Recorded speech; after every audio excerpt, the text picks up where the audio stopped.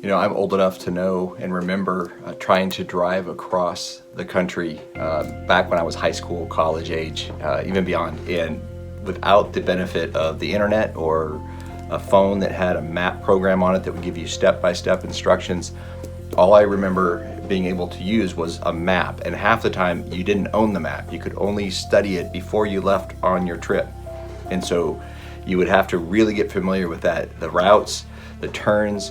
Maybe you took some notes and wrote them down on a piece of paper, then we'd have to give that map back and then start on the trip. And you hope that you studied enough that you were able to complete the journey without having to stop and ask for directions. Because you know, if you're a dude, you really don't want to stop and ask for directions ever, because you always know where you are, right? But back then, maybe you didn't. And I was just thinking, there's a proverb, Proverbs 3, 5, and 6. It says, "Trust in the Lord with all your heart and lean not on your own understanding.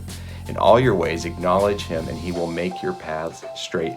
And I was just thinking how similar our lives are to trying to navigate without the use of any technology and having to really study the route. And so I think the same is true with our relationship with God. Is the more time we spend connected with him, understanding what his desires are for our lives, understanding who he is and who we are before him, then the better I think we are able to navigate this journey we call life. And so this proverb really reminds me, and I hope it reminds you, as we go through this, that we can trust God, that he has laid out the path for us. We just need to study it, and we need to make ourselves familiar with it enough to when we can make it through the day.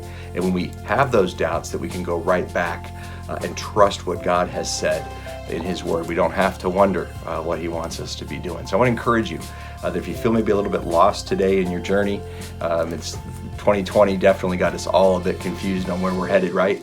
But if you are feeling that, you can draw near to God and you can renew that sense of direction with him. So I want to encourage you to take some time and spend with God today. Have a great day.